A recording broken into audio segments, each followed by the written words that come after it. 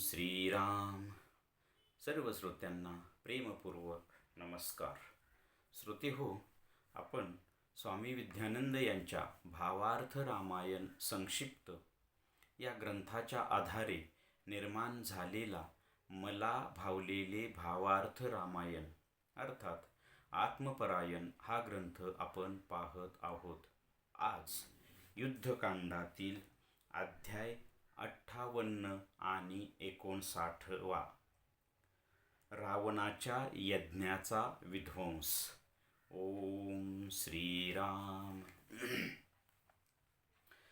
श्रीराम व रावण युद्धाकरिता समोरासमोर आल्यानंतर रावण श्रीरामांची निर्भत्सना करतो. तेव्हा लक्ष्मणही रावणाची निर्भत्सना करून चोख उत्तर देतो.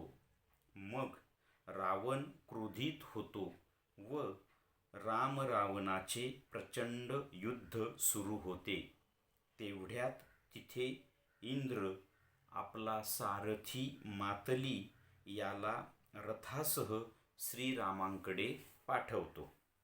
परंतु श्रीराम इंद्राने पाठविलेल्या त्या रथाचा स्वीकार करत नाहीत. तेव्हा आकाशातून सर्व देवदेवता श्रीरामांना प्रार्थना करतात की हा रथ ब्रह्मदेवाच्या सांगण्यावरून पाठविला आहे, आपण त्याचा स्वीकार करावा. तेव्हा मग श्रीराम प्रभू त्यांच्या विनंतीला मान देऊन त्या रथाचा स्वीकार करतात. हे सर्व पाहून तो रावण रामद्वेषाने भेबान होतो. त्यामुळे त्याला जिकडे तिकडे जळीस्थळी सगळीकडे श्रीरामच दिसू लागले आहेत. सर्व सैन्य, पृथ्वी, आकाश सर्व काही राममय होऊन गेले आहे.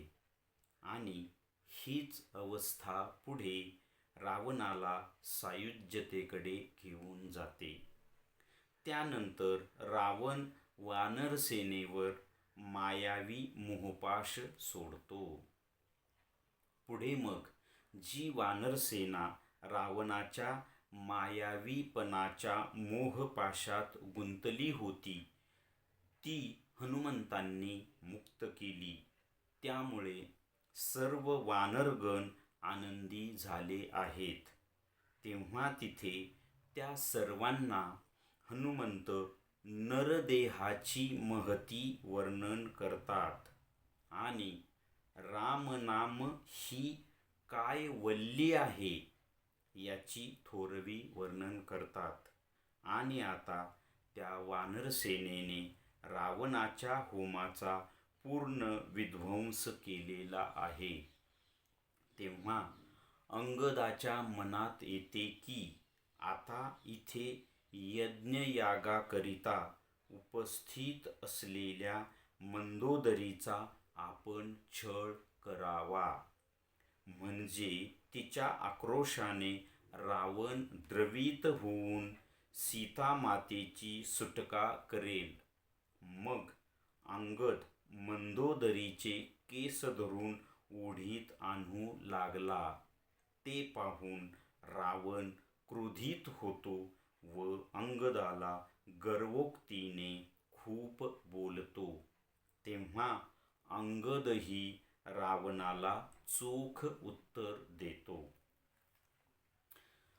आता आपण या पुढील जो भाग आहे साधकाच्या दृष्टीने, हा भाग आपण पुढच्या भागामध्ये पाहणार आहोत. हा अध्याय खूप मोठा आहे, तर हा आपण पुढच्या भागात पाहू. आता आपण या भागाचे थोडक्यात सार पाहण्याचा प्रयत्न करू. इथे आपण पाहिलं की कथेमध्ये की श्रीरामांनी त्यांच्या वानरसेनेला रावणाच्या त्या शिवाकडून शक्ती प्राप्त करण्यासाठीचा जो त्याने यज्ञयाग मांडलेला होता त्याचा विध्वंस करायला लावलेला आहे. आणि स्वतः श्रीरामसुद्धा लंकेमध्ये शिरलेले आहेत. आणि ते पाहून रावणाला खूप राग येतो आणि तो प्रतिज्ञा करतो की मी आता रामाचा वध करेल. हे आपण मागच्या भागात पाहिलं. तर इथे श्रीराम आणि रावणाचं समोरासमोर आले, त्यांचं प्रचंड असं युद्ध सुरू होते. आणि हे पाहून रावण श्रीरामांची खूप निर्भत्सना करतोय, म्हणजे थोडक्यात त्याला तोंडाच्या वाफा घालवते असं आपण शब्दप्रयोग करूया. तेव्हा तिथे लक्ष्मणसुद्धा रावणाची मग खूप निर्भत्सना करतोय. त्यानंतर रावण आणि रामाचं प्रचंड असं युद्ध सुरू होतंय. तेवढ्यात मग तिथे आत्तापर्यंत ब्रह्मदेवाने किंवा इंद्राने श्रीरामांना जो इंद्राचा रथ आहे, त्याचा सारथी मातली आहे, तो आलेला नाही. परंतु आता हे शेवटचं क्षण आहे, शेवटचं युद्ध आहे, तेव्हा इंद्र त्या मातलीला आपल्या रथासह पाठवतो. मात्र श्रीराम त्या रथाचा स्वीकार करत नाही, कारण मला नको आहे. मात्र आकाशातील सर्व देवदेवता श्रीरामांना प्रार्थना करतात आणि हे सांगतात की हा रथ ब्रह्मदेवांच्या सांगण्यावरून पाठवण्यात आलेला आहे, तुम्ही त्याचा स्वीकार करावा. तेव्हा श्रीराम त्याचा स्वीकार करतात आणि मग त्या रथात बसून श्रीराम युद्धाला तयार होतात. हे पाहून रावण अक्षरशः क्रोधाने भेदुंद होऊन जातो. प्रचंड अशी श्रीरामांची निर्भत्सना करतो आणि त्या भीतीपोटी हे सगळं करतो. मात्र त्याला त्या निर्भत्सनेने म्हणा, परंतु श्रीराम, नुसतं त्याच्या तोंडात श्रीराम, आणि त्याने त्याची अशी अवस्था निर्माण होते की त्याला सगळीकडे श्रीराम दिसू लागतो. जळी स्थळी पाष्टी काश्याम सगळ्या सगळ्या पृथ्वी आकाश सैन्यसुद्धा श्रीराम इतका तो भेदुंद होतो. आणि असं भेदुंद झाल्याशिवाय ईश्वर प्राप्ती होत नाही. मग ती सकारात्मकतेने असो किंवा नकारात्मकतेने असो, इथे रावण विरोधी भक्तीने ही अवस्था प्राप्त करून घेतो आणि ही अवस्था त्याला पुढे सायुज्य मुक्तीकडे घेऊन जाते. आता मग सगळ्याच असा एक प्रश्न उभा राहतो की मग सगळ्यांनीच देवाची विरोधी भक्ती का करू नये? कारण विरोधी भक्ती करूनही जर ही अशी ईश्वरमय अवस्था होत असेल, आता तो राममय झाला आहे, त्याला सगळीकडे रामच दिसतोय आणि ही अवस्था होणे खूप मोठी गोष्ट आहे. मग ही जर विरोधी भक्ती करून, म्हणजे देवाचा विरोध करून, देवाला शिव्या देऊन वगैरे वगैरे, म्हणजे पाप करून देवाच्या विरोधी वागून जर अशी अवस्था होत असेल, तर सगळ्यांनीच, या जगतातील सगळ्या मानवजातीनेच देवाची विरोधी भक्ती का करू नये? याचं महत्त्वाचं एक कारण असं आहे की आता इथे रावण श्रीरामांचा द्वेष करून बेभान झालाय आणि तो राममयच झालाय, म्हणजे त्याला सगळीकडे राम दिसतोय. याचा परिणाम त्याला सायुज्य मुक्ती मिळणार आहे, कारण तो राममयच झाला ना एक प्रकारे. परंतु तो खऱ्या अर्थाने राममय किंवा त्याला खऱ्या अर्थाने सायुज्य मुक्ती केव्हा मिळणार आहे? मृत्यूनंतर. हा मोठा फरक. इथे त्याला मुक्ती मिळते रावणाला, परंतु केव्हा? मृत्यूनंतर. म्हणजेच नकारात्मकतेतून ईश्वरी भक्ती जर केली तर त्या ईश्वराशी एकरूप होता येतं, मात्र त्याला ती मुक्ती या जीवनात मिळत नाही, मृत्यूनंतर मिळाले.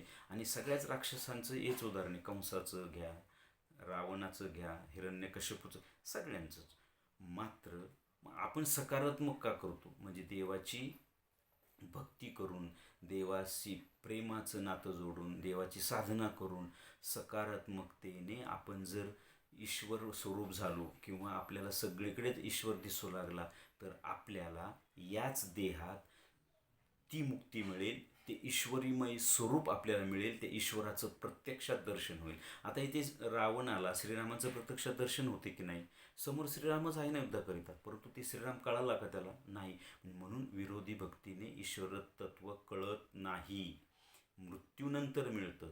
आणि मला या जीवनातच ते आत्मतत्व हवं आहे, म्हणून मी सकारात्मक मार्गाने साधना करून, भक्ती करून ती गोष्ट मिळवायची असते. मग हा दोन्हीमधला इथे फरक आहे.